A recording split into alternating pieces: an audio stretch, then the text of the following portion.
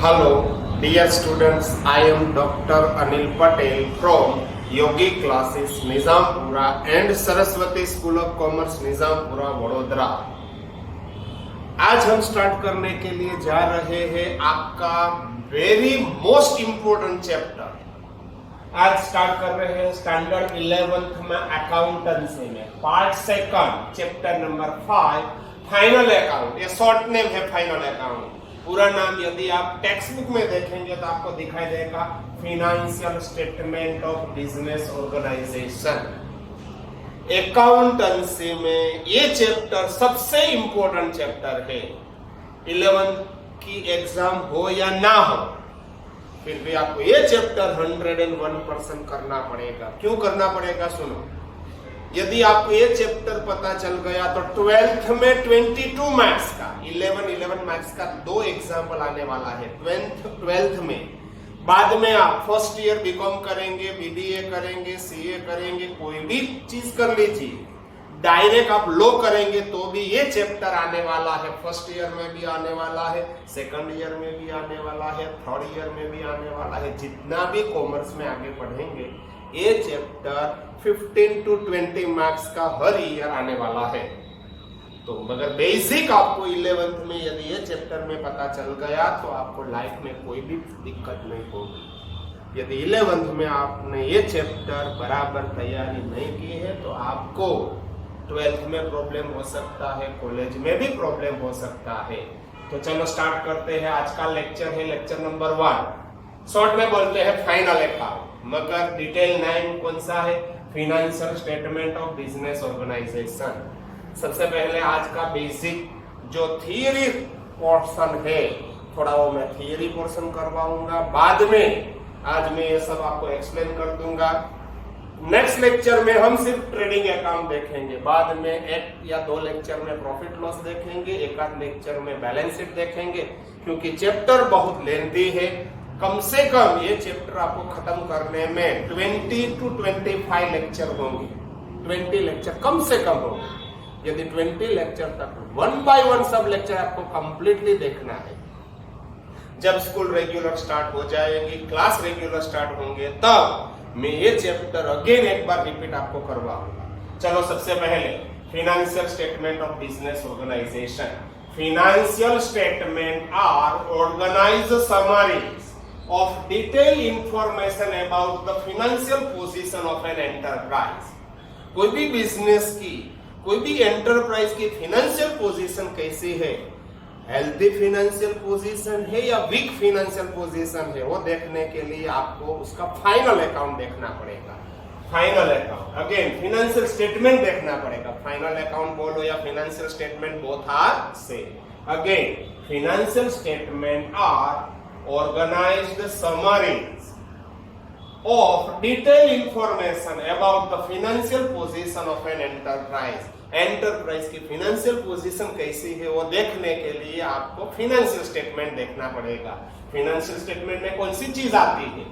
In final account, that is in financial statement of proprietorship firm. Proprietorship firm के financial statement में कौन सा account आता है? Trading account. सबसे पहले trading account. Second one is a profit and loss account and last one is a balance sheet are prepared। याद रखिए फाइनल अकाउंट में again in the final account of proprietorship firm, proprietorship के final account में कौन सी चीज आ रही है? Trading account, profit and loss account and balance sheet are prepared. It is also called as a financial statement। Trading account, profit loss and balance sheet को financial statement भी बोल सकते हैं। याद रखिए 11th में 12 मार्क्स का वेटेज है चैप्टर का, 12 मार्क्स का। इसके अलावा आपको यहां से आगे का कोई चैप्टर करने की अभी जरूरत नहीं है। ये लास्ट चैप्टर है 11th का, ऐसा ही सोचो। यदि ये चैप्टर में आपको पता चल गया तो आपको 100% अकाउंट आगे कोई भी दिक्कत नहीं होगी। चलो objectives of final account. Final account बनाते क्यों है? मेन ऑब्जेक्ट कौन सा है फाइनल अकाउंट बनाने का? फाइनल अकाउंट में 3 अकाउंट बनते हैं। यहाँ पे लिखा है trading account, profit and loss account and balance sheet. First one two ascertain gross profit और ग्रॉस लॉस। आप पूरी साल बिजनेस तो करते हैं, बिजनेस में लॉस कितना हुआ है, प्रॉफिट कितना हुआ है, प्रॉफिट हुआ है तो कितनी अमाउंट का प्रॉफिट है। Profit, there are 2 types of profit, gross profit and net profit. तो ग्रॉस प्रॉफिट कितना हुआ है, ग्रॉस लॉस आपको कितना हुआ है, वो जानने के लिए आपको बनाना पड़ेगा फाइनल अकाउंट। फाइनल अकाउंट में फर्स्ट अकाउंट है ट्रेडिंग अकाउंट, तो ट्रेडिंग अकाउंट में आपको मिलेगा या इधर ग्रॉस प्रॉफिट और ग्रॉस लॉस कितना है वो जान सकते हैं। सेकंड है objective to ascertain net profit और नेट लॉस। यदि आपको लॉस हुआ है तो नेट लॉस कितना हुआ है, नेट प्रॉफिट कितना हुआ है, यदि प्रॉफिट हुआ है तो वो भी जानना जरूरी है। वो जानने के लिए आपको बनाना पड़ेगा प्रॉफिट एंड लॉस अकाउंट। इसके लिए आपको बनाना पड़ेगा ट्रेडिंग अकाउंट फर्स्ट है, ये सेकंड ऑब्जेक्टिव के लिए आपको बनाना पड़ेगा profit and loss account. Next one, to know financial position of the firm. Firm की फाइनेंशियल पोजीशन कैसी है, हेल्थी है या वीक है, वो जानने के लिए आपको क्या बनाना पड़ेगा, बैलेंस शीट। बैलेंस शीट के लिए फाइनेंशियल पोजीशन कैसी है वो जानने के लिए आपको बैलेंस शीट देखनी पड़ेगी। प्रॉफिटेबिलिटी कैसी है, इसके लिए 2 अकाउंट है, there are 2 types of profit. यदि आपको ग्रॉस प्रॉफिट या तो ग्रॉस लॉस जानना है तो आपको ट्रेडिंग अकाउंट देखना पड़ेगा। फर्म का नेट प्रॉफिट कितना है, नेट लॉस कितना हुआ है वो जानने के लिए आपको प्रॉफिट एंड लॉस अकाउंट देखना पड़ेगा। और फाइनेंशियल पोजीशन कैसी है वो जानने के लिए आपको बैलेंस शीट देखनी पड़ेगी। And last one, for taxation purpose, tax यदि आपको पेड करना है, टैक्स का रिफंड लेना है तो भी आपको फाइनेंशियल स्टेटमेंट बनाना पड़ेगा। फाइनेंशियल स्टेटमेंट सबमिट करेंगे, उसके साथ ही आप टैक्स पेड कर सकते हैं। टैक्स का कैलकुलेशन करना है, टैक्स कितना वो जानना है तो आपको क्या बनाना पड़ेगा, तीनों अकाउंट। फॉर टैक्सेशन पर्पस के लिए आपका ट्रेडिंग अकाउंट भी होना चाहिए, प्रॉफिट एंड लॉस अकाउंट भी होना चाहिए, एंड साथ में बैलेंस शीट भी आपको सबमिट करनी पड़ेगी। तो फाइनेंशियल स्टेटमेंट बनाने का मेन ऑब्जेक्ट है, 4 ऑब्जेक्ट है। अब सबसे पहले देखते हैं trading account. What is trading account, trading account है क्या। तो यहाँ पे देखिए ट्रेडिंग अकाउंट शॉर्ट नोट है या ट्रेडिंग अकाउंट की, यहाँ पे मैं शॉर्ट नोट आपको एक्सप्लेन कर रहा हूँ सबसे पहले ट्रेडिंग अकाउंट की, और बाद में स्पेसिमेन ऑफ ट्रेडिंग अकाउंट भी मैंने यहाँ पे दिया है, बाद में मैं स्पेसिमेन आपको एक्सप्लेन करूंगा। तो सबसे पहले trading account, the main object of preparing trading account is to know gross profit और ग्रॉस लॉस। ट्रेडिंग अकाउंट क्यों बनाते हैं हम, आपको ग्रॉस प्रॉफिट कितना, आपको मींस फर्म को ग्रॉस प्रॉफिट कितना हो रहा है या तो ग्रॉस लॉस कितना हो रहा है वो जानने के लिए आपको ट्रेडिंग अकाउंट बनाना पड़ेगा। The main object of preparing trading account is to know gross profit और ग्रॉस लॉस।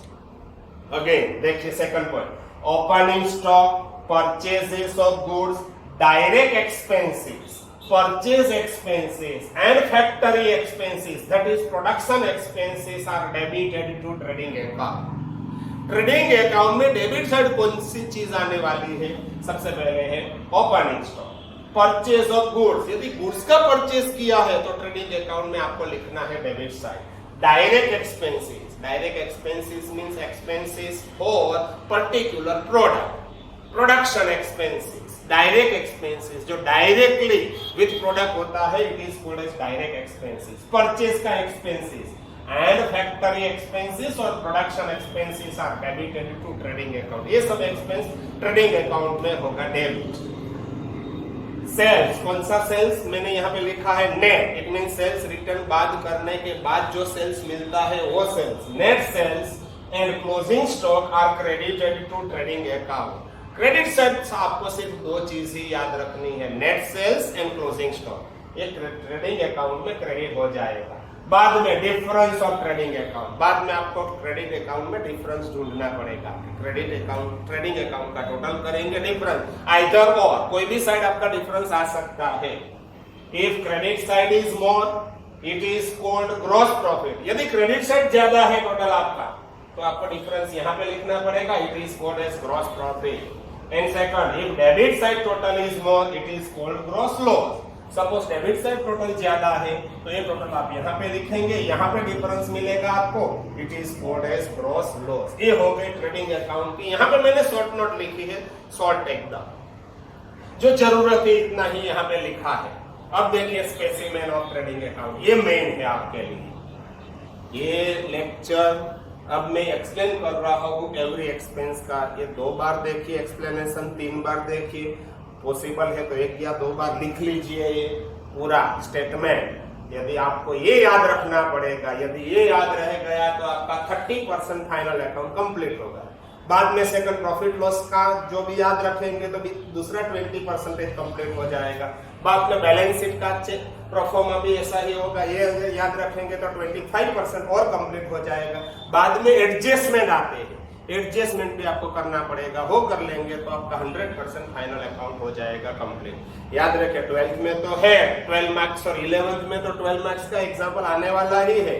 12th में भी 11 मार्क्स का 2 एग्जाम्पल इसी हिसाब से ही आने वाला है। यदि आपने 11th में ये चैप्टर कंप्लीट कर दिया तो 12th में आपका 22 मार्क्स वैसे ही आ गया, ऐसा ही सोचो। चलो स्टार्ट करते हैं स्पेसिमेन ऑफ ट्रेडिंग अकाउंट। देखिए ट्रेडिंग अकाउंट ऑफ मेसर्स, यहाँ पे नेम ऑफ फर्म होना चाहिए। फर्म का जो नाम है वो फॉर द ईयर एंडेड 31 मार्च 2020, ये है आपकी डेबिट साइड, यहाँ तक डेबिट, ये है आपकी क्रेडिट साइड, यहाँ पे क्रेडिट। सबसे पहले मैं डेबिट साइड आपको एक्सप्लेन करता हूँ। याद रखना है कि डेबिट साइड ये ज्यादा है, क्रेडिट साइड तो आपको 3 चीज ही दिखाई दे रही है, इससे ज्यादा नहीं होगा। डेबिट साइड सबसे पहली चीज है opening stock, stock at the beginning, जो इस साल की शुरुआत में यहाँ पे जितना भी स्टॉक होगा ये हम यहाँ पे लिखेंगे। एग्जाम्पल में डायरेक्टली गिवन ओपनिंग स्टॉक आपको लिखना है ट्रेडिंग अकाउंट में डेबिट। सेकंड है परचेजेस, ये इंपॉर्टेंट है। परचेज में से आपको लेस क्या करना है, purchase return. Purchase return it is also called as a return outward. याद रखिए purchase return it is also called as a return outward, वापस जा रहा है। वापस कौन सी चीज जाएगी, आपने जो परचेज की होगी वो वापस जा रही है, it is also called as a return outward. तो आपको परचेज में से लेस करना पड़ेगा। सेकंड मैंने यहाँ पे लेस किया है goods gone by any way, मैंने यहाँ पे लिख दिया है goods gone by any way. It means यहाँ पे मैं 4 चीज बोलता हूँ। देखिए गुड्स डिस्ट्रॉयड बाय फायर, ये हुआ गुड्स गोन बाय एनी, तो यहाँ से आपको लेस करना है goods destroyed by fire purchase में से। यदि गुड्स स्टोलन अवे, चोरी हो गई, गुड्स चला गया, गुड्स जा रहा है तो आपको परचेज में से लेस करना पड़ेगा goods stolen away. Goods destroyed by heavy rain, heavy rain हो गया, गुड्स डिस्ट्रॉयड हो गया, तो भी यहां से आपको लेस करना पड़ेगा goods destroyed by heavy rain. Goods given as a sample, आपने सैंपल की जगह पे गुड्स दिया है, कभी कभी देते हैं ना, कभी कभी क्या कस्टमर को सैंपल देते हैं, तो आपने गुड्स डिस्ट्रीब्यूट किया है एज अ सैंपल, तो ये भी परचेज में से आपको क्या करना पड़ेगा, यहाँ से लेस करना पड़ेगा। सपोज कभी कभी लिखा होगा goods withdrawn bye proprietor for personal use, कभी कभी प्रोप्राइटर पर्सनल यूज के लिए गुड्स ले जाता है, ये भी गुड्स जा रहा है। In short goods gone by any way, purchase में से आपको करना पड़ेगा लेस। मैंने यहाँ पे 5-6 चीज नहीं लिखी है, सिर्फ एक ही लाइन में सब कुछ लिख दिया है goods gone by any way. Purchase में से आपको करना है सब्सट्रैक्ट, आपको यहाँ पे लिखना है नेट परचेज। बाद में परचेज एक्सपेंसेस, आप गुड्स परचेज करते हैं तब जो भी एक्सपेंस होता है परचेज के लिए, जो भी एक्सपेंस है वो सब आपको लिखना है ट्रेडिंग अकाउंट में डेबिट, यहाँ पे आपको लिखना है। नेक्स्ट वन वेजेस, ये इंपॉर्टेंट है, याद रखिए।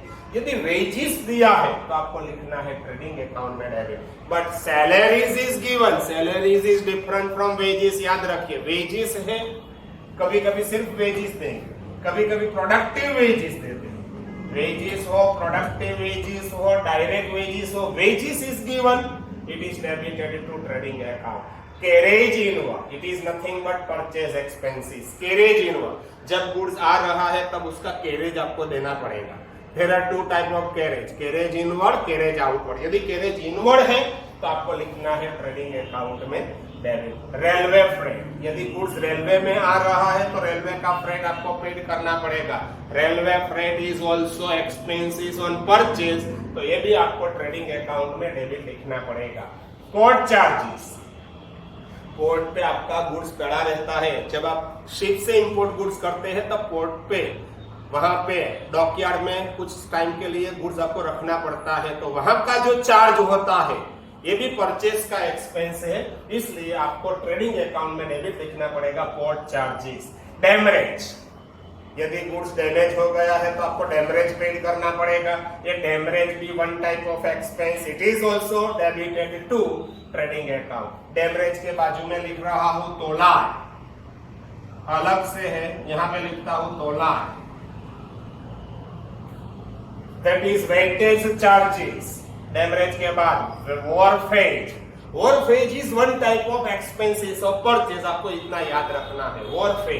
वॉरफेज is expenses of purchase, it should be debited to trading account. Next one productive wages. Direct wages है, वेजेस है, प्रोडक्टिव वेजेस है, फैक्ट्री वेजेस है, कोई भी वेजेस है। वेजेस मींस ट्रेडिंग अकाउंट में होगा डेबिट। रॉयल्टी, यदि रॉयल्टी पेड है, डेबिट बैलेंस है, तो ये भी ट्रेडिंग अकाउंट में होगा डेबिट। एक्स्ट्रा है, रॉयल्टी और में है, अलग है। तोला, तोलने के लिए जो भी एक्सपेंस होता है, वेट चार्जेस, याद रखिए तोला मींस वेट। कभी कभी एग्जाम में ऐसा पेपर में लिखा होता है तोला, वेट चार्जेस, ये भी ट्रेडिंग अकाउंट में होगा डेबिट। फैक्ट्री एक्सपेंसेस, याद रखिए ये इंपॉर्टेंट है, सिर्फ मैंने यहाँ पे लिखा है factory expenses. Suppose rent, that is factory rent, factory taxes, factory electricity, factory fuel, factory coal, factory gas, etcetera etcetera, ये सब फैक्ट्री के यदि एक्सपेंस है तो आपको लिखना है ट्रेडिंग अकाउंट में debit. Next one factory depreciation. Factory का डेप्रिसिएशन है, याद होगा इससे पहले हम एक चैप्टर करते थे डेप्रिसिएशन अकाउंटिंग, इसमें सब में depreciation effect in final account में कहां पे लिखते थे, प्रॉफिट एंड लॉस अकाउंट में debit. But depreciation on factory asset, depreciation on factory building, depreciation on factory plant machinery, it should be debited to trading account। ये trading account में debit होना चाहिए। डेप्रिसिएशन लिखा देखो, फैक्ट्री डेप्रिसिएशन। बाद में लिखा है depreciation on factory plant machinery, factory की प्लांट मशीनरी पे डेप्रिसिएशन है तो आपको लिखना है ट्रेडिंग अकाउंट में डेबिट। नेक्स्ट वन दिया है मैन्युफैक्चरिंग एक्सपेंसेस। आप गुड्स जब मैन्युफैक्चर करते हैं तब जो एक्सपेंस हो रहा है, it is called as manufacturing expenses. यदि मैन्युफैक्चरिंग एक्सपेंसेस इज गिवन, ये भी ट्रेडिंग अकाउंट में डेबिट होना चाहिए। ये तो लास्ट है डिफरेंस। तो अब देखिए क्रेडिट साइड कौन सी चीज आने वाली है। अगेन रिपीट कर रहा हूं, ये आपको लिख के याद रखना है। 2-4 बार ये वीडियो देखिए, 1-2 बार लिखिए तो आपको याद रह जाएगा। वैसे ही याद नहीं रहेगा तो मैं प्रैक्टिस करवाऊंगा एग्जाम्पल की, तो आपको पता चलेगा ये सब ट्रेडिंग अकाउंट में डेबिट आने वाला है। Next one is sales. Sales हम कहां पे लिखेंगे, ट्रेडिंग अकाउंट में क्रेडिट। सेल्स में से आपको क्या लेस करना है, सेल्स रिटर्न। सेल्स रिटर्न का दूसरा नाम है return outward, sorry return inward. Return outward तो परचेज रिटर्न होता है। Return inward, return inward means वापस आ रहा है, इनवर्ड आ रहा है। कौन सा गुड्स वापस आता होगा, जब आपने एक बार सेल्स किया है तो बाहर गया है, वो inward. It means return inward, it is also called as a sales return. यदि रिटर्न इनवर्ड दिया है या तो सेल्स रिटर्न दिया है तो क्या करना है आपको, सेल्स में से सब्ट्रैक्ट करके नेट सेल्स यहाँ पे लिखना है। सेल ऑफ स्क्रैप, सिर्फ sale of scrap, sale of factory scrap. Factory में कोई भी स्क्रैप होता है वो अभी आप बेच देते हैं। यदि आपने बेच दिया है, sale of scrap mean sale of factory scrap है, तो ट्रेडिंग अकाउंट में आपको लिखना है credit. And last one is a closing stock. Closing stock का एक रूल्स है, कॉस्ट प्राइस और market price. Cost price, market price, कौन सी चीज लेनी है आपको, विच एवर इज लेस। 2 चीज अभी दी है आपको, 2 प्राइस दिया है। क्लोजिंग स्टॉक लिखना है ट्रेडिंग अकाउंट में क्रेडिट। सपोज आपको कॉस्ट दिया है 1000, मार्केट प्राइस दिया है 800, तो आप यहाँ पे कौन सा लिखेंगे, विच एवर इज लेस। ये 2 में जो कम है वो यहाँ पे लिखना है, यानी कि आपको लिखना है 800। सपोज कभी कभी ऐसा होगा, कॉस्ट प्राइस आपको दिया है 5000, मार्केट प्राइस इज गिवन 6000, तो आप कौन सा लिखेंगे, विच एवर इज लेस। ये 2 में जो कम है वो आपको यहाँ पे लिखना है, इट मींस ये 5000 आपको यहाँ पे लिखना है क्लोजिंग स्टॉक। याद रखिए यदि 2 प्राइस है तो 2 में जो कम है वो आपको यहाँ पे लिखना है। एक ही है तो ये दिमाग चलाने की जरूरत नहीं है, क्लोजिंग स्टॉक लिखेंगे यहाँ पे क्रेडिट। बाद में if credit side total is मोर, सबसे पहले आपको टोटल, नॉर्मली 80% केस में क्रेडिट साइड टोटल ज्यादा होगा। क्रेडिट साइड ये टोटल आपको यहाँ पे लिखना है। यहाँ पे जो भी डिफरेंस आएगा इट मींस टोटल में से क्या करना है, ये सब आपको लेस करना पड़ेगा। Difference it is called as gross profit carried down, C oblique D, इसको कैरिड फॉरवर्ड भी बोल सकते हैं, C oblique F, carry forward या तो कैरिड डाउन। और सपोज डेबिट से टोटल इज मोर, तो ये टोटल आपको यहाँ पे लिखना पड़ेगा, यहाँ पे डिफरेंस आपको मिलेगा, it is called as gross loss carried down, it is also called as carry forward, carry forward भी बोल सकते हैं, सी ऑब्लिक भी, कैरी डाउन भी बोल सकते हैं। आइदर और होगा, ये कभी ऐसा नहीं होगा कि यहाँ पे ग्रॉस प्रॉफिट भी है, यहाँ पे ग्रॉस लॉस भी है, दो में से एक आ सकता है। मोस्ट प्रोबेबली क्या होगा, क्रेडिट ज्यादा होगा, ये टोटल यहाँ पे आप लिखेंगे, यहाँ पे ही मैक्सिमम डिफरेंस होगा, कभी कभी यहाँ पे डिफरेंस आ सकता है। ये है आपका ट्रेडिंग अकाउंट का प्रोफॉर्मा। ये प्रोफॉर्मा आपको 2, 3, 4 बार देखना है। यदि एक बार ये प्रोफॉर्मा आपने याद रख लिया तो आपका फाइनल अकाउंट का बेसिक सब कुछ खत्म हो गया, ऐसा ही सोचो। ट्रेडिंग अकाउंट वैसे तो इजी है, ज्यादा दिमाग चलाने की जरूरत नहीं होगी, फिर भी मैं 3 एग्जाम्पल करवाऊंगा ओनली फॉर ट्रेडिंग अकाउंट, मगर ये सब एग्जाम्पल हम करेंगे लेक्चर नंबर 2 में, मैं लिख के करवाऊंगा। यहाँ पे मैं एग्जाम्पल लिख दूंगा और यहाँ पे मैं सॉल्व कर दूंगा ट्रेडिंग अकाउंट। सेकंड एग्जाम्पल भी ऐसा ही होगा, यहाँ पे मैं एग्जाम्पल लिखूंगा और यहाँ पे मैं सॉल्व करके आपको दूंगा सेकंड एग्जाम्पल। 3 एग्जाम्पल करेंगे, तब तक आपको 90% ट्रेडिंग अकाउंट की चीज समझ में आ जाएगी।